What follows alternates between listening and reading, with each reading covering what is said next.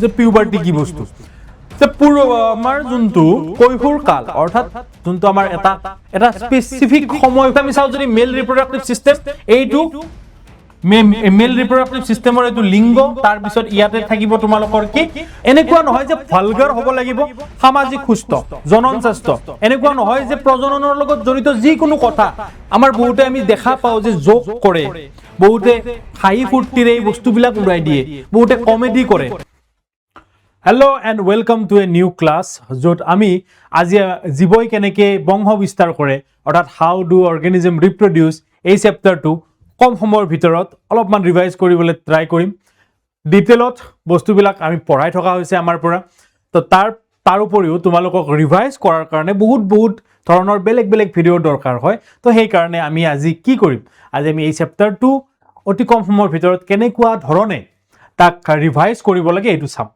প্ৰথম কথা what is reproduction কি হয় মানে প্ৰজনন কি তো প্ৰজনন হ'ল যে এটা জৈৱিক প্ৰক্ৰিয়া যাৰ দ্বাৰা জীৱই নিজৰ দৰে অৰ্থাৎ নিজৰ দৰে মানে য'ত অৰ্গেনিজম ৰিপ্ৰডিউচ এন অফস্প্ৰিং অৰ্থাৎ এটা এনেকুৱা ধৰণৰ জীৱ নতুন জীৱ এটাৰ সৃষ্টি কৰে অপত্য জীৱ এটা অফস্প্ৰিং মানে অপত্য জীৱ নতুন জীৱ নিজৰ দৰে সদৃশ অৰ্থাৎ সিমিলাৰ টু পেৰেণ্টছৰ লগত সিমিলাৰিটি থাকে ঠিক আছে আৰু ই মানে কি কৰে ডিএনএ প্ৰতিলিপিকৰণ অৰ্থাৎ ডিএনএ কি কৰে বংশগতিৰ যিবিলাক ইনফৰমেশ্যন আমাৰ হেৰিডিটেৰী যেনেকুৱা ইনফৰমেশ্যন সেই ইনফৰমেশ্যন বিলাক কেৰি কৰি এটা জেনেৰেশ্যনৰ পৰা আনটো জেনেৰেশ্যনলৈকে লৈ যায় ন তো এইবিলাক ক'ত ৰিপ্ৰডাকশ্যনত এটা জনুৰ পৰা অৰ্থাৎ এটা জেনেৰেশ্যনৰ পৰা আনটো জেনেৰেশ্যনলৈকে সেই চাবাচোন আমাৰ যদি কাৰোবাৰ মাহঁতৰ পিনে যদি আমাৰ মাৰ চুলিবিলাক কেঁকোৰা তেতিয়াহ'লে হয়তো আমাৰো এনেকুৱা চান্স থাকে যেতিয়া আমাৰ চুলিবিলাক কেঁকোৰা হ'ব পাৰে যদি আমাৰ দেউতাৰ হাইটটো শ্বৰ্ট বা মাৰ হাইটটো দুয়োটাৰে শ্বৰ্ট তো মেক্সিমাম এনেকুৱা চান্সো থাকিব পাৰে য'ত আমাৰ হাইটটো শ্বৰ্ট হয় কিন্তু চাপৰ মানুহ দুটা অৰ্থাৎ বা ওখ মানুহ দুটাৰ সন্তানো কেতিয়াবা চাপৰ হয় বা চাপৰ মানুহৰ সন্তানো কেতিয়াবা ওখ হয় তো এইবিলাকৰ কথা আকৌ আমি পঢ়িম বংশগতি আৰু ক্ৰম বিকাশত কিন্তু এটা কথা জানি লোৱা যে ৰিপ্ৰডাকশ্যন মানে হ'ল নতুন জীৱ এটা অৰ্থাৎ প্ৰজনন মানে নতুন জীৱ এটা সৃষ্টি কৰা সেইটো প্ৰক্ৰিয়া য'ত যে কপি অফ ডিএনএ হয় অৰ্থাৎ বংশগতিৰ যিবিলাক ইনফৰমেশ্যন যিবিলাক তথ্য এই ডিএনএৰ মাধ্যমেদি এটা মানে এটা জেনেৰেশ্যনৰ পৰা আনটো জেনেৰেশ্যনলৈকে আহে তো ইয়াতে হয়তো অলপমান ওলোটা হৈ আছে তোমালোকে ক'ব পাৰা যে ছাৰ মহিলাৰ কেনেকৈ স্পাৰ্ম কি মহিলাই প্ৰডিউচ কৰিব পাৰে ফটোটো অলপমান ওলোটা হ'ল তো অভেৰিয়ান আৰু স্পাৰ্মেটিক অৰ্থাৎ স্পাৰ্ম আৰু ওভাম এগ লগ হৈ আমাৰ ক্ষেত্ৰত এইটো যৌন প্ৰজননত পৰিব ছেক্সুৱেল ৰিপ্ৰডাকশ্যন কিন্তু আমি পঢ়া নাই এতিয়ালৈকে কিন্তু সাধাৰণতে আমি দেখোঁ যে এটা পুৰুষ আৰু এজন পুৰুষ আৰু এগৰাকী মহিলাৰ পৰা এটা সন্তান জন্ম হোৱা আমি দেখোঁ ঠিক আছে তো এই গোটেইবিলাক কথা আমি এই চেপ্টাৰটোত পঢ়িম এই ছেক্সুৱেল ৰিপ্ৰডাকশ্যন কি সেইবিলাকো পঢ়িম ক'ত ভেৰিয়েশ্যনৰ চান্স কম থাকে ক'ত ভেৰিয়েশ্যনৰ চান্স বেছি থাকে সেইবিলাকো পঢ়িম তো ঠিক আছে আগবাঢ়ো ইম্পৰ্টেঞ্চ অফ ৰিপ্ৰডাকশ্যনৰ ইম্পৰ্টেঞ্চ কি যে প্ৰজনন কিয় important why reproduction is so' much important because আমি যদি জীৱই নিজৰ দৰে জীৱৰ সৃষ্টি কৰিব লাগিব হয়নে নাই reproduction is the process by which living organism produce new individual নতুন জীৱ সৃষ্টি কৰিব লাগিব নতুন জীৱ সৃষ্টি কৰিলেহে জেনেৰেশ্যনটো জীয়াই থাকিব জেনেৰেশ্যনৰ পৰা জেনেৰেশ্যনলৈকে স্পিচিছটো জীয়াই থাকিব মানুহে যদি আজিৰ পৰা প্ৰজনন বাদ দিয়ে ৰিপ্ৰডাকশ্যন বাদ দিলে তো নতুন মানুহ প্ৰডিউচ হোৱা বাদ হ'ল তো যেতিয়া নতুন মানুহে উৎপাদন বুলি কৈছোঁ বা জন্ম নতুন মানুহ যেতিয়া নহ'ব মানুহৰ প্ৰজাতি কেনেকৈ আগবাঢ়ি যাব কেতিয়াও যাব নোৱাৰে তো প্ৰজাতি আগবাঢ়ি যোৱাৰ কাৰণে এইটো বিৰাট এছেঞ্চিয়েল হয় সাৰ্ভাইভেলৰ কাৰণে পৃথিৱীৰ এটা প্ৰজাতিৰ অস্তিত্ব ৰক্ষা কৰাৰ কাৰণে বহুত ইম্পৰ্টেণ্ট হয় এই ৰিপ্ৰডাকশ্যন প্ৰচেছটো there are two main types of reproduction প্ৰথমটো যৌন প্ৰজনন বা sexual reproduction what is sexual reproduction য'ত কি হয় ছেক্সুৱেল ৰিপ্ৰডাকশ্যন হ'ল সেইটো ৰিপ্ৰডাকশ্যন প্ৰচেছ য'ত two parents are involve male and female two parents involve থাকে দুটাৰ পৰা দুটা গেমেট আহে এটা মেল গেমেট এটা ফিমেল গেমেট দুটা লগ হৈ জাইগোট সৃষ্টি কৰে তাৰ পৰা এটা নতুন কি হয় নতুন ইন্ডিভিজুয়াল এটা জন্ম হয় ঠিক আছে পিতৃ মাতৃ দুজন পিতৃ মাতৃৰ জনন কোষৰ মিলন ঘটে ফিউজন অফ গেমেটস ইন্ট্ৰোডিউসিং জেনেটিক ভেৰিয়েশন ইয়াতে জেনেটিক ভেৰিয়েশন ভেৰি হাই থাকে বিকজ দুটাৰ পৰা জিন কেৰি কৰিব দুটাৰ পৰা কেৰি কৰিব তো দুটাৰ পৰা ইনফৰমেশন আহিব তো ইনফৰমেশন বিলাক কোনটো লব কোনটো তাৰ প্ৰভাৱী হ'ব অৰ্থাৎ কোনটো ডমিনেন্ট হ'ব কোনটো অপ্ৰভাৱী বা ৰিসেসিভ হ'ব এই বস্তুটো পিছলৈ গম পোৱা যায় ঠিক আছে আৰু নেক্সট হল এসেক্সুৱেল বা অযৌন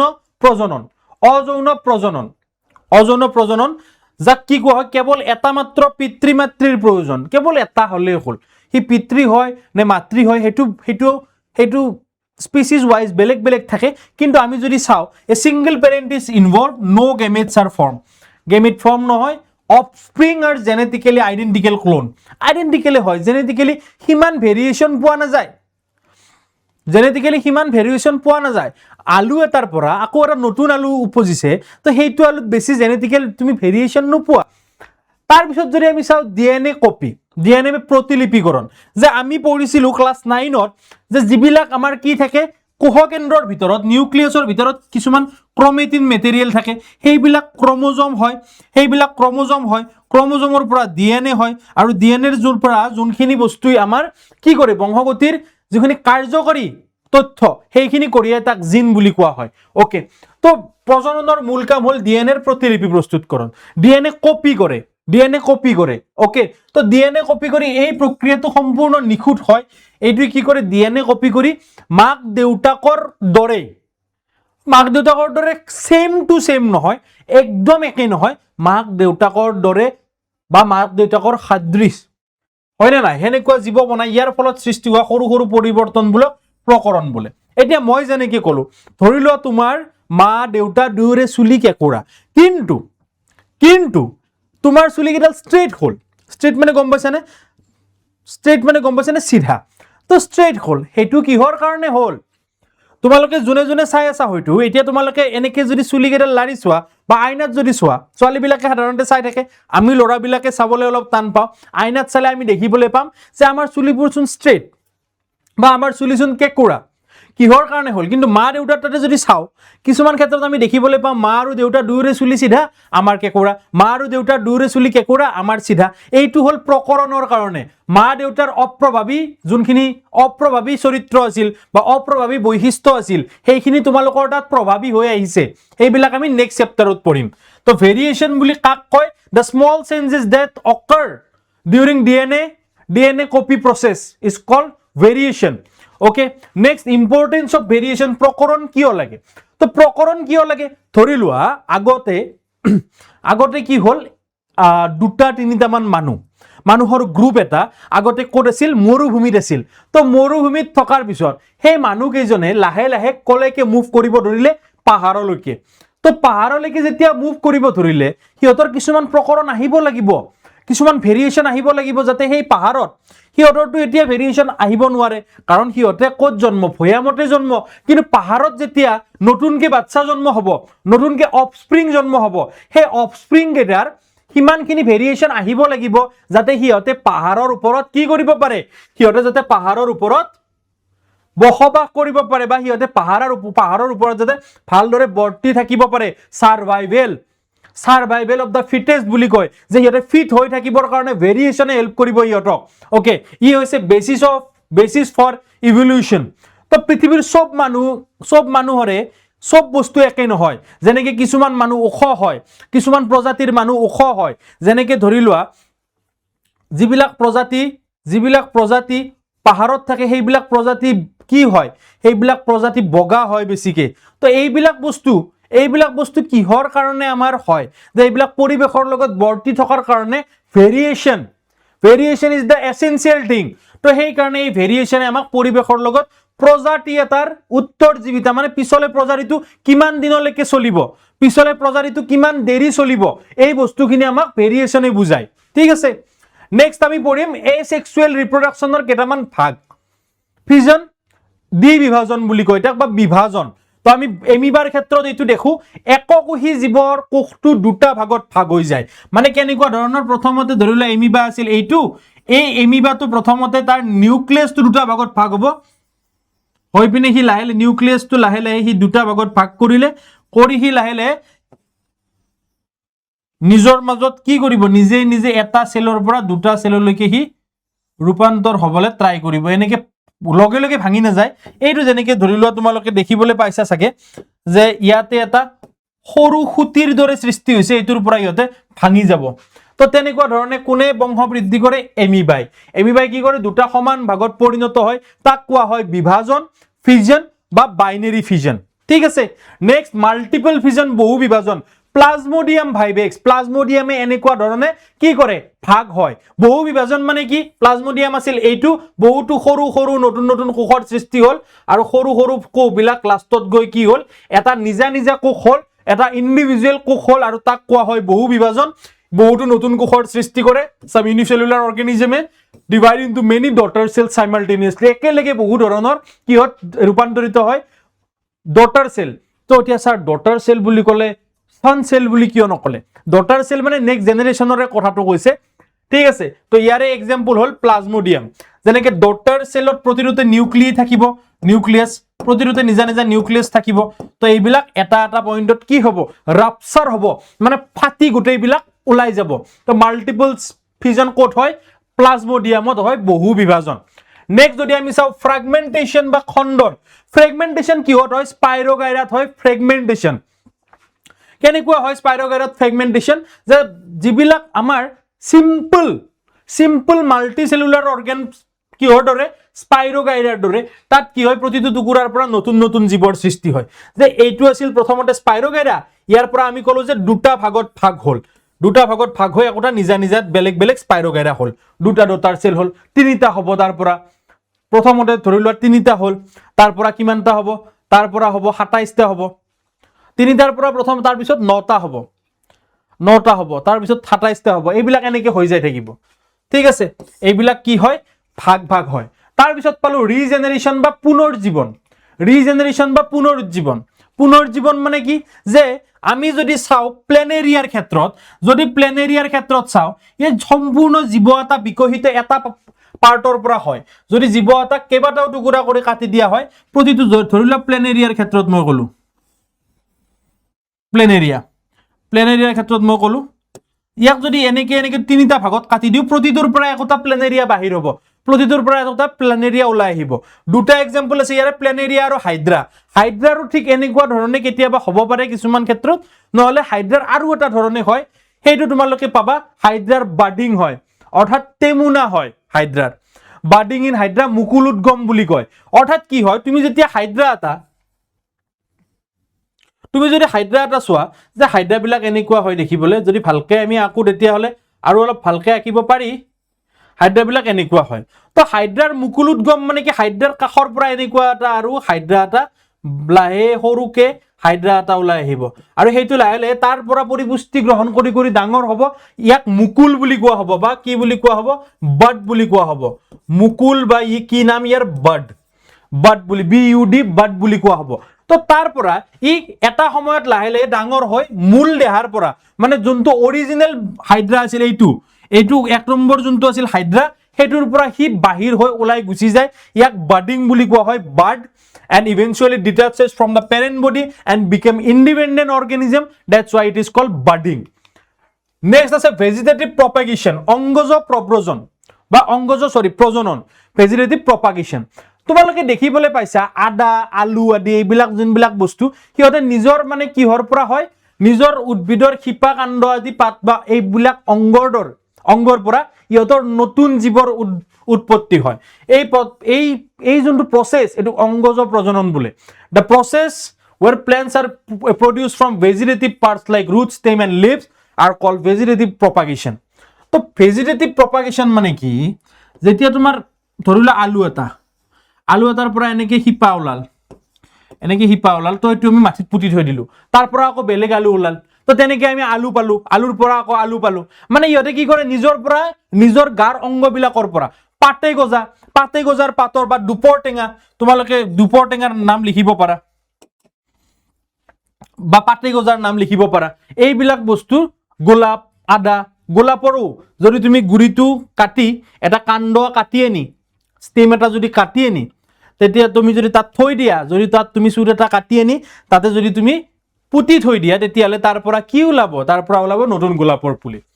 তো এইবিলাক যেনেকৈ তোমালোকে ৰাইজম জিঞ্জাৰৰ ক্ষেত্ৰত মই মাত্ৰ কৈ আছিলোঁ, আলুৰ ক্ষেত্ৰত টিউবাৰ, তাৰপিছত তোমাৰ ব্ৰায়োফাইলাম দুপৰ টেঙাৰ ক্ষেত্ৰত, অনিয়নৰ ক্ষেত্ৰত, তো বিভিন্ন ধৰণৰ এইবিলাক বস্তু তোমালোকে দেখিবলৈ পাবা। নিজৰ আশে পাশে চালেই তোমালোকে এনেকুৱা ধৰণৰ কিছুমান বস্তু দেখিবলৈ পাবা। কলাকৰ্ষণ কি বস্তু? কলাকৰ্ষণ হ'ল কি বস্তু? টিস্যু কালচাৰ বুলি কোৱা হয়। মানে উদ্ভিদৰ যিবিলাক গ্ৰয়িং টিস্যু থাকে, সেনেকুৱা কিছুমান টিস্যু সংগ্ৰহ কৰি আনি আৰ্টিফিচিয়েল মিডিয়ামত ৰখা হয়। আৰ্টিফিচিয়েল মিডিয়াম মানে কেনেকুৱা ধৰণৰ মিডিয়াম?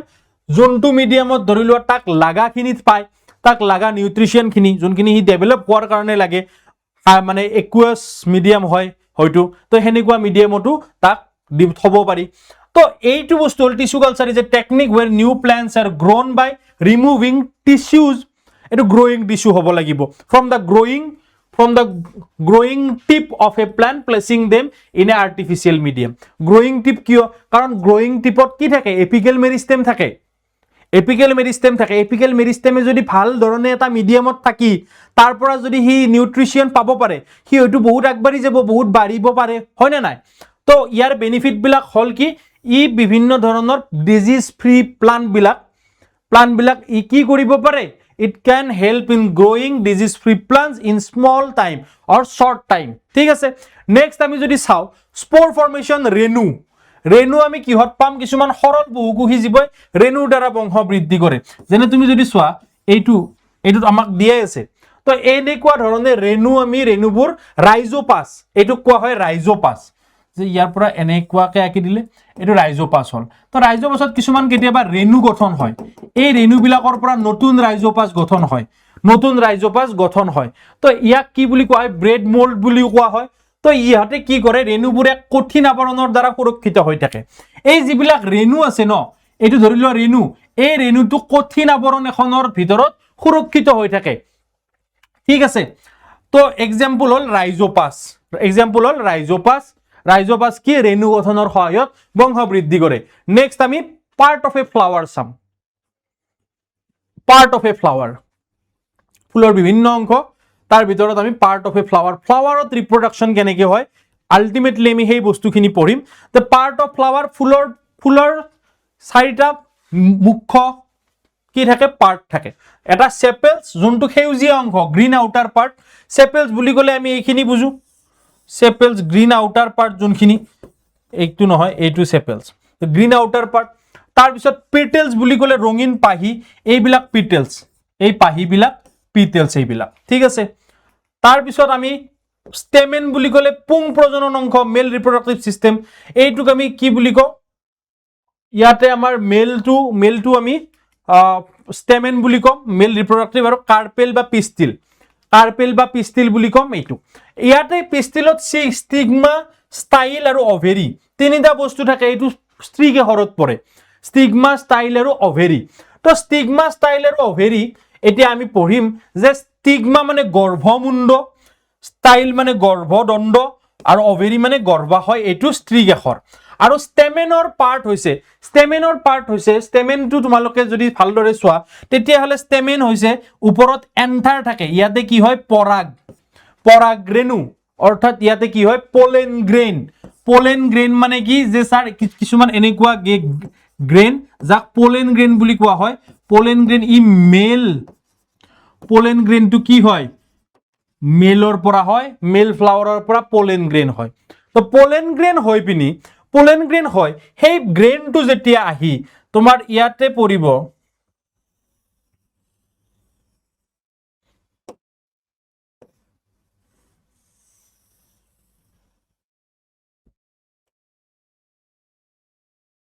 ওকে, তো যেতিয়া তোমাৰ ইয়াতে পৰিব, এইটোক কোৱা হ'ব ষ্টিগমা, গৰ্ভমুণ্ড, এইটোক কোৱা হ'ব ষ্টাইল, গৰ্ভদণ্ড, এইটো হ'ব তোমাৰ অভেৰী। তো অভেৰী মানে এইটো স্ত্ৰী কেশৰ টোটেলত। তো পলেন গ্ৰেইন যেতিয়া গৰ্ভমুণ্ডৰে আহি গৰ্ভদণ্ডৰ মাজেৰি যায় অভেৰীত লগ হ'ব, অভেৰীত যেতিয়া লগ হ'ব তেতিয়া ইহঁতে কি বনাব? তেতিয়া ইহঁতে ফুল বা ফল বনাব। এতিয়া পৰাগ যুগৰ কথা, পলিনেশ্যনৰ কথা পঢ়ো যে পৰাগৰেণু পুংকেশৰৰ পৰা স্ত্ৰী কেশৰৰ গৰ্ভমণ্ডলে স্থানান্তৰিত হয় যে এই পলেন গ্ৰেইনটো যে আহিল কৰ পৰা আহিল এই যে পলেন গ্ৰেইনটো এন্থাৰৰ পৰা যে আহিল এন্থাৰৰ পৰা আহি পিনে কলেকে এই ষ্টিগমা লৈকে অৰ্থাৎ কৰ পৰা আহিল পুং কেশৰৰ পৰা স্ত্ৰী কেশৰৰ গৰ্ভমণ্ডলে যে স্থানান্তৰ হল বিভিন্ন ধৰণে হ'ব পাৰে দ্বিলিংগী ফুলৰ ক্ষেত্ৰত বা বহুলিংগী ফুলৰ ক্ষেত্ৰত আমি যদি কওঁ যে সেলফ পলিনেশন হ'ব পাৰে যদি একেপা ফুলতে পুং কেশৰ আৰু স্ত্ৰী কেশৰ দুয়োটাই থাকে তেতিয়াহলে তাৰ ক্ষেত্ৰত হ'ব পাৰে সেলফ পলিনেশন যদি বেলেগ বেলেগ ফুলত পুং কেশৰ আৰু স্ত্ৰী কেশৰ থাকে তাৰ ক্ষেত্ৰত হ'ব পাৰে ইতৰ পৰাগযোগ বা ক্ৰছ পলিনেশন এপা ফুলৰ পৰা আন এপা ফুললৈ হলে transfer from one flower to another flower বেলেগ বেলেগ ফুলত এইবিলাকৰ মাজৰ এটা কি লাগে পলিনেটৰ এটা লাগে বা মিডিয়াম এটা লাগে বিভিন্ন ধৰণে আমি দেখা পাওঁ মৌমাখি বিলাকে বা বেলেগ ভমুৰাই কি কৰে এটা ফুলৰ পৰা পৰাগ ৰেণু নিয়া এটাৰ ওপৰত বহাৰ লগে লগে আনইনটেনশনালি কি কৰে এই যোনটো পৰাগ ৰেণু থাকে সেই ৰেণুটো গৰ্ভমুণ্ডলে ট্ৰান্সফাৰ কৰি দিয়ে তো ঠিক তেনেকুৱা ধৰণে কি হয় তাৰ পিছৰ প্ৰক্ৰিয়াটো হল বীজ আৰু ফলৰ গঠন যে যেতিয়া নিহেচন মানে কি দুটা লগ লাগিল ফিমেল গেমেট আৰু মেল গেমেট পৰাগ ৰেণু গৈ ওভেৰিত লগ লাগিল এই কোষটো বাৰে বাৰে বিভাজিত হৈ ভ্ৰূণ গঠন কৰিলে আৰু ডিম্বকটো যোনটো ডিম্বক আছিল যোনটো অভিউল আছিল সেইটো বীজলে আৰু গৰ্ভাশয়টো ফললে পৰিণত হল গোটেই গৰ্ভাশয়টো ফললে পৰিণত হ'ব আৰু যোনটো ডিম্বক আছিল যোনটো অভিউল আছিল ভিতৰত সেইটো বীজলে পৰিৱৰ্তন হয় কাৰণে ফলৰ ভিতৰত বীজ থাকে ঠিক আছে ওকে তাৰ পিছত আমি ৰিপ্ৰডাকচন ইন হিউম্যান বিং মানুহৰ ক্ষেত্ৰত যোনটো আমাৰ প্ৰজনন তো এইটো টপিকৰ কাৰণে চাগে বহুতে ৰখি আছিল কাৰণ এইটো টপিক স্কুলত ভালদৰে হয়তো বা তোমালোকৰ বেলেগ বেলেগ কোচিংত হয়তো বেলেগ বেলেগ ধৰণে অলপমান বেলেগকে ক'বলৈ হেৰি কৰা হয় আমিও হয়তো ইমান দূৰলৈকে নাযাওঁ তথাপিও যেহেতু সিলেবাছত দিছে তো বস্তুখিনি গোটেই পঢ়াটো আমাৰ দৰকাৰ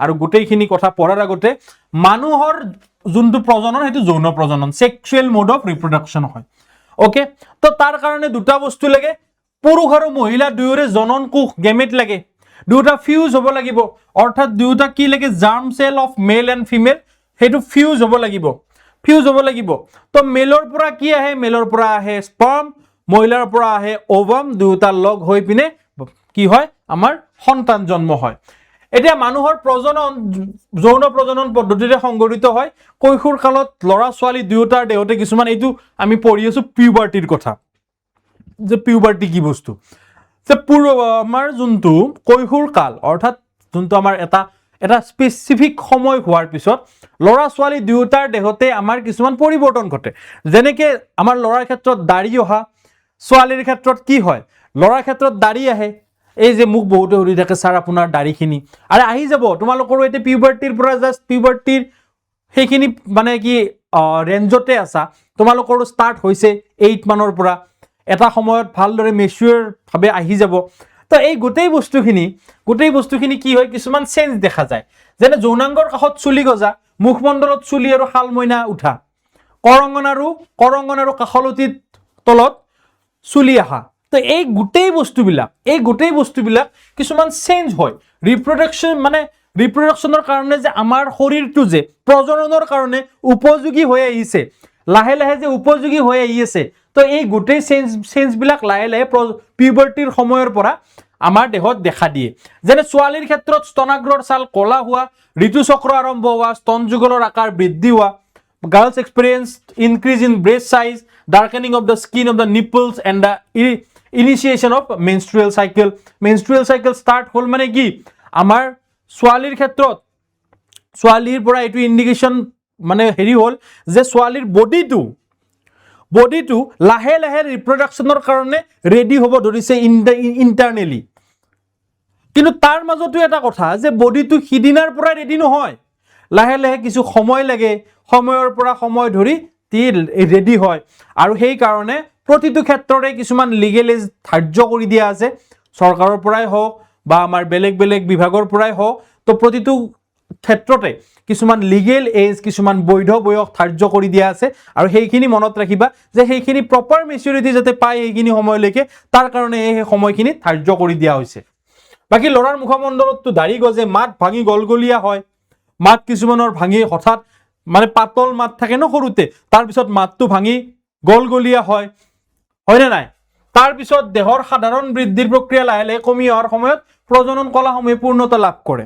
আমাৰ বেলেগ বেলেগ অংগবিলাকৰ বৃদ্ধি লাহে লাহে যেতিয়া তলফালে যায় প্ৰজনন অংগবিলাকে, তেতিয়াহে প্ৰজনন কলাবিলাকে পূৰ্ণতা লাভ কৰে। তাক যৌৱন কাল বা কন্যা কাল বুলিও কোৱা হয়, পিউবাৰ্টি বুলি কোৱা হয়। যৌৱন কাল, যৌৱনে আমনি কৰে বুলি যে কয়, এই যৌৱনে আমনি কৰা কথাটো মানে এইটোৱে যে আমনি কথাটো কিয় কৈছে। প্ৰথম কথা যে তেতিয়া সেই সময়খিনিত যৌৱন কাল আৰম্ভণিৰ সেই চোৱা সময়ত আমাৰ দেহত বিভিন্ন ধৰণৰ হৰমনৰ বিভিন্ন পাৰ্শ্বক্ৰিয়াৰ বাবে, বিভিন্ন প্ৰতিক্ৰিয়াৰ বাবে আমাৰ হয়তো বেলেগ কিছুমান অভাৰ থিংক হয়, কেতিয়াবা কিছুমানে নিজকে বেলেগৰ পৰা বেলেগ বুলি ভাবি পিনে ডিপ্ৰেশ্যনত যোৱা দেখা পোৱা যায়, যে হঠাৎ মোৰ দেহত এইটো কি চেঞ্জ হ'ব ধৰিল, আগতে মোৰ এনেকুৱা ধৰণৰ চিন্তাধাৰাবিলাক অহা নাছিল, এতিয়া কিয় আহিল, আগতে মোৰ দেহাৰ লগত এনেকুৱা ধৰণৰ পৰিৱৰ্তন মই দেখা পোৱা নাছিলোঁ, হঠাৎ পৰিৱৰ্তনবিলাক যেতিয়া চকুত লগা হয় তেতিয়া সেই ল'ৰাজনে বা সেই ছোৱালীজনীয়ে ভাবে তেওঁলোকে ইতিমধ্যে কিবা এটা বেলেগ ফেজত সোমাই গ'ল, আৰু সেইটোৱে কয় যে আমনি কৰি আছে। আমনি কৰা মানে এইটো নহয় যে কিবা বেয়া চেঞ্চত কৈছে, আমনি কৰা মানে এইটো যে তেওঁলোকে অলপমান ডিষ্টাৰ্ব হৈ আছে, আৰু সেইখিনি সময়ত যেতিয়া ভালদৰে অতিক্ৰম হ'ব, সেইখিনি সময় অতিক্ৰম হোৱাৰ পিছত লাহে লাহে সেই বস্তুবিলাক নৰ্মেল হৈ যায়। সেইকাৰণে সেইখিনি সময়ত এটা প্ৰপাৰ মেণ্টেল কাউন্সেলিং, ভাল এটা কোচৰ পৰা মেণ্টেল কাউন্সেলিং বা ধৰি লোৱা বিভিন্ন ধৰণৰ ছোৱালী ল'ৰা দুয়োটাৰে প্ৰতি হাইজিনৰ ওপৰত গুৰুত্ব ৰাখিব পৰাকৈ এটা কাউন্সেলিং দিয়াটো, এটা ছেশ্যন লোৱাটো বৰ দৰকাৰ। তাৰপিছত আমি দেখিবলৈ পাওঁ যদি মেনষ্ট্ৰুৱেল চাইকেল কি, যেতিয়া তোমালোকে ডিম্বাশয়ৰ আকাৰটো চাবা, তাত ডিম্বাশয়ে ডিম্বাণু এৰি দিয়ে, আৰু সেই ডিম্বাণু শুক্ৰাণুৰ লগত লগ হৈ কি হয়, যোজন কোষ বনায়, অৰ্থাৎ জাইগোট। যদি জাইগোটটো ভালদৰে থকাৰ কাৰণে জৰায়ুৰ কোমল বেৰখনত বিভিন্ন ধৰণে কোমল বেৰখন তেনেকুৱা ধৰণে গঠিত, যাতে দুয়োটা নিষেচিত হোৱাৰ পিছত সেই বাচ্চাটো বা সেই মানে কি বুলি কয় নিষেচিত কোষটো যাতে তাত থাকিব পাৰে, তাৰ পৰা নিউট্ৰিশ্যন পৰিপুষ্টি ল'ব পাৰে। এই যোজন কোষক সুৰক্ষা দিয়াৰ বাবে ই গঠিত যিহেতু, কিন্তু কি হয় প্ৰত্যেকবাৰে যেতিয়া সি শুক্ৰাণু নাপায়, ধৰি লোৱা প্ৰতিবাৰেতো শুক্ৰাণু নাপায়, মানে মানুহ মাইকী এগৰাকীয়ে জীৱনত কিমানটা সন্তান জন্ম দিয়ে সেইটো বাৰু বেলেগ কথা, কিন্তু মেইন কথা হ'ল যে যেতিয়া শুক্ৰাণু আৰু ডিম্বাণু লগ নহয় তেতিয়া এই বেৰখনৰ প্ৰয়োজন নোহোৱা হয়। এই বেৰখন লাহে লাহে ভাঙি তেজ আৰু শ্লেষ্মা হিচাপে যোনি পথেৰে বাহিৰলৈ ওলাই আহে।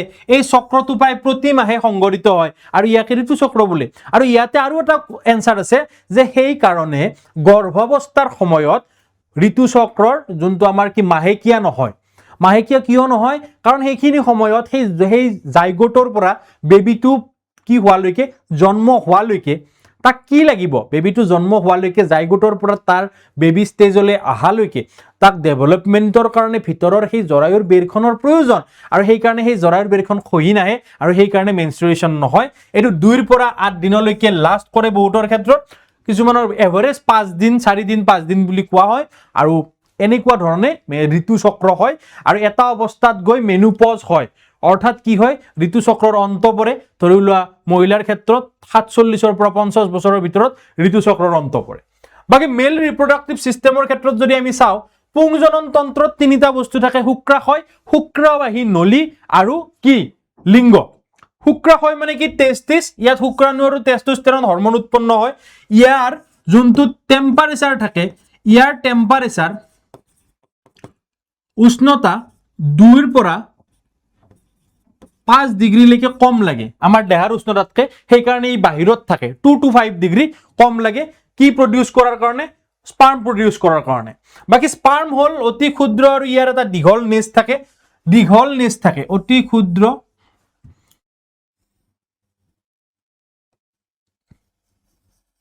ইয়াৰ এই দীঘল নেজটো থাকে।